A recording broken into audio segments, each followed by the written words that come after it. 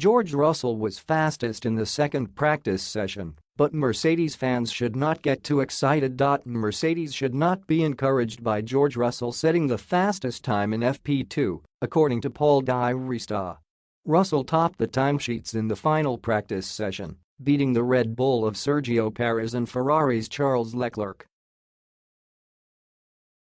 The former driver-turned-pundit warns Mercedes have got work to do and warned their car still looked way out the window. Speaking to Sky Sports F1, he said, "You can't be that encouraged." He was using DRS, don't forget, as well.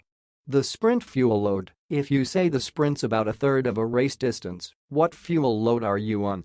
Where does that put you? Of course, Mercedes aren't going to be stronger. If you look at what Ted showed you with the rear graining, that shows the car is way out the window. They've got work to do, analyzing, get the data back to the factory, come up with new solutions. He added, "Getting stuck under these parked firm conditions, you've just got to explore what you can." Ted Kravitz revealed Mercedes were graining their tires easily after spotting a set used by Lewis Hamilton in the paddock.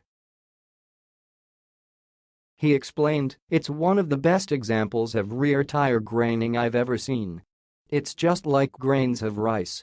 These are Lewis Hamilton's soft tires, and it's just worked from the outer edge to the inner edge." He added, "That does appear to be an issue for Lewis." Kravitz added Mercedes's FP2 pace was purely down to the team finding a sweet spot on the soft tire.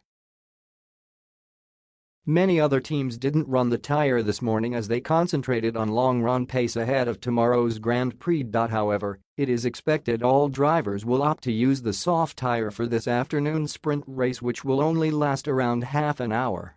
Kravitz told Sky Sports F1, "What we are also seeing, I think, from Mercedes is the tire actually coming up to temperature.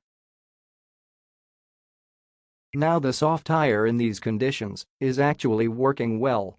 It is still pretty cool conditions."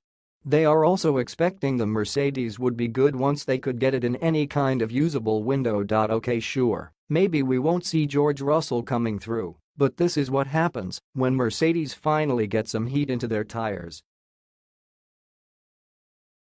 There's no